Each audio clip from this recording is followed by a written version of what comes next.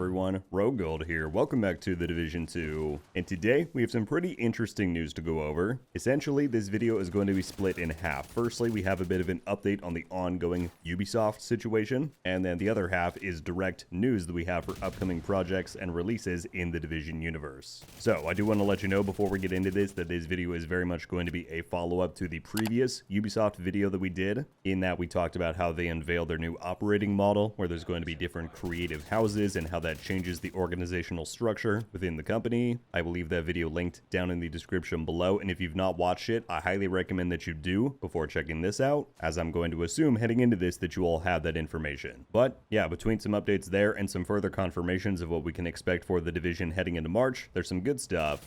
So let's get straight to it. A major shout out and thank you to our channel members. As always, your support each and every month allows me to keep going, making these videos, which I'm incredibly appreciative for. But without further ado, let's dive in. Okay, so what we're going to be taking a look at today is the Ubisoft third quarter financial report for fiscal year 25 to 26. This released yesterday, and as noted, there is information here on the ongoing Ubisoft transformation, as well as direct news about the Division universe. So it begins by saying net bookings for the first 9 months of fiscal 25 to 26 are at 1.1 billion euro, up 18% year on year, driven by Assassin's Creed, The Division, which is at 2 times its year-over-year revenue, Anno, and Avatar. Right off the bat, it's great to see The Division mentioned at the top of the report like this. We would go years previously where these reports would not mention The Division whatsoever because it was just not relevant enough in Ubisoft's portfolio, but more and more recently we are seeing it listed, and I think that is indicative of exactly what we have been talking about in many videos about how The Division is finally gaining some momentum, it's gaining some revenue, it's getting additional resources put into it, and you'll see that reflected as we move on here. But moving down, before we get to that news, they talk a bit more about the progress on group transformation. You'll recall in the last video we talked about the new Creative House structure, while they say that further appointments of Creative House key leaders is going to begin in March. And this is the interesting part, including external hires of experienced, respected industry veterans. That I was not really expecting. So essentially how they said it is going to work is that each of these distinct creative houses is going to have its own leadership team. And so back when this was announced, there were a lot of us speculating on who might lead the specific creative house that the Division is assigned to, which, by the way, if you want a refresher on that, we go down here. We are in creative house number 2. That involves Ghost Recon, Splinter Cell, and the Division. Again, just a few weeks ago, there were a lot of us wondering if Julian Garrity is the type of figure who could be in the running to lead this creative house. Of course, he is now departed Ubisoft. So we don't really know who could be in the running for this. Maybe they won't be involved with the Division at all. It could be someone from the Ghost Recon sector. I will say though, this is the one piece of news throughout this whole thing that I'm not quite sure what to think about. Depending on what kind of respected industry veterans they bring in, and this could not even involve us. It could be for any of the other 4 creative houses. But let's say they do bring in someone from the outside for the Division's creative house. That just makes me the tiniest bit nervous. It could be a good thing. It could also not be a good thing. You just don't really know until you know what kind of people they're vetting and considering. I will say though, I think it would be very cool to see somebody from within Massive who has history on the Division franchise promoted to a role like this and gets to make calls on the future of the franchise in that regard. But yeah, when I think about someone from the outside coming in, making decisions that potentially don't reflect what our community wants to see from the Division, it really just makes me think back to a good Captain America quote.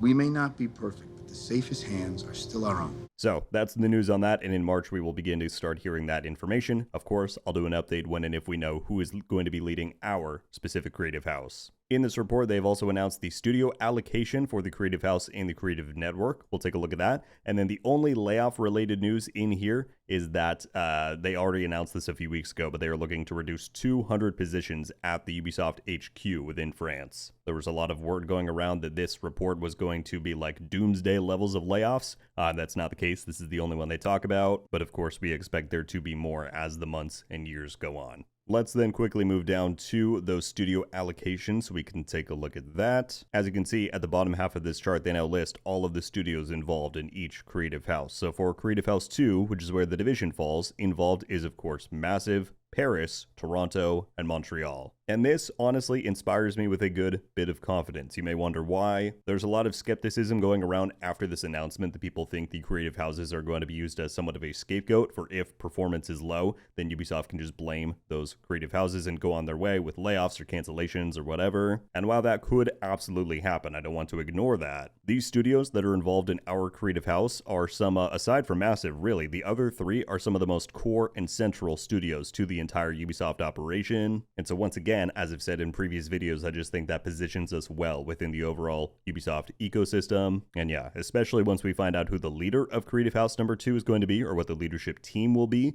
very curious to kind of find out what the dynamic is going to be there. But then they also list out the studios within the creative network. This is essentially what Ubisoft has in place now, where multiple studios from around the world will provide support to these main studios and teams. It's now just a bit more clearly laid out. So we have Bucharest within there. They are the bulk of current development on The Division 2. Shanghai is in here. They provided support on The Division before, including making the Paradise Lost incursion that we got a few years back. Annecy, Reflections, both had big presences on The Division years ago. Red Storm, of course, is in here. So, unfortunately, what a lot of industry analysts have concluded is that studios that are within the creative network are at higher risk of job losses or even closures just because they're not directly associated with one of the main creative houses. So yeah, we will really just have to see how things shake out as this transformation continues, which Ubisoft says should take another about 2 years. So it's going to be a while. All right, well, those are the updates on the Ubisoft part of this specifically, but now let's move on to what they talk about in relation to The Division. So up here near the top, they have a section for Q3 activity listing the most prominent things that went on under their portfolio, and The Division 2 is listed here, which again is a great thing to see. It says, The Division 2 continued to grow meaningfully year over year across active players, engagement, and revenue. This performance was driven by a strong slate of live events and the launch of a new season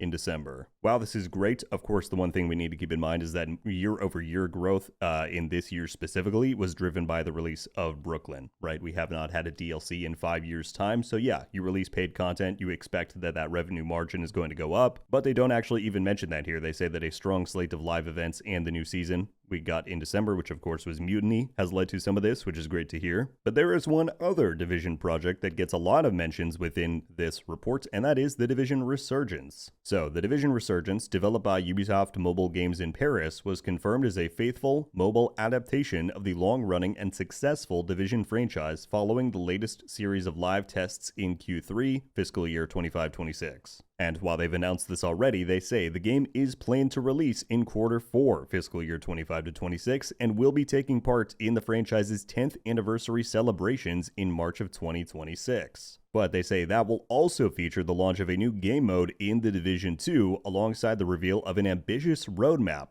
for the coming year. Okay, lots of stuff to go over there. For one, as we've been going off of for quite some time now, they've said that The Division Resurgence was going to launch by the end of this fiscal year. That ends on March 31st of next month. So within 60 days, The Division Resurgence is going to be live across the globe for everyone to play. And since they specifically shout out that it's going to be taking part in the 10-year anniversary celebrations, I highly believe, and I speculated on this before, that I think they're going to shadow drop it sometime in March. What they also then shout out is that we're going to see the launch of a new game mode in The Division 2. Now, I'm pretty sure they're just referencing realism mode that we've already known about here. I guess we'll have to wait and see to find out, but that seems to fit what they're talking about. But this is the real part at the end that gets me, the reveal of an ambitious roadmap for the coming year. Once again, they've already said that Year 8 is going to be revealed in March during the anniversary celebrations, but it's the fact that they specifically cite an ambitious roadmap that gets me pretty excited. We did a Year 8 video talking about some of the things that we know are likely to be on that roadmap. In case you want to check that out, I'll have it linked down below. But yeah, once again, ever since Brooklyn came out, it really seems like Ubisoft finally acknowledged that, hey, The Division can make us money. Who would have thought? They've been getting some additional resources behind the scenes, and I do really think that the Year 8 roadmap is finally going to be where we see some of that come to fruition. So yeah, the anticipation just keeps building for March. We have a few other minor things to look at if we go all the way down here to their outlook. It says the lineup for Q4, which again goes until the end of March, includes Rainbow Six Mobile, scheduled to launch on February 23rd, and The Division Resurgence, for which we will announce the release date soon. I guess if they say it like that, maybe it won't shadow drop, but it's not going to have a very long marketing runway, right? This thing is coming out again within the next 60 days. And so, finally, if we go all the way down to their Q4 calendar, we will see that scheduled for release between January and March 2026, we do indeed have The Division Resurgence, which is coming to Android and iOS. But now we also have the official name for the anniversary season that is coming next month, as they list Tom Clancy's The Division 2 Year 7 anniversary event. And this page is normally where they would say, hey, we're getting a new season, like Year 7 Season 3 for Mutiny. So yeah, this is going to be a full release. We already know we're getting a mini season with a bunch of events happening throughout the duration of March. It's going to be a big month, clearly, between things happening in The Division 2 and The Division Resurgence finally releasing. And yeah, it's right around the corner, my friends.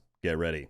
So, folks, there you have it. That is everything that I've got for you today. A small, but I think still meaningful update on the overall Ubisoft situation, as well as further details and anticipation building for the March celebrations for the Division universe at large. What do you think about the confirmation that Resurgence is finally going to be releasing after all of these years of tests and announcements? What are your expectations for the Division 2's upcoming ambitious Year 8 roadmap as Ubisoft cites? And yeah, anything else that you've got, leave it down below. I'll be curious to read through it. That's going to do it for me on this one, though. Thank you all so much for watching. I'll catch you back soon. RogueGold. Ow.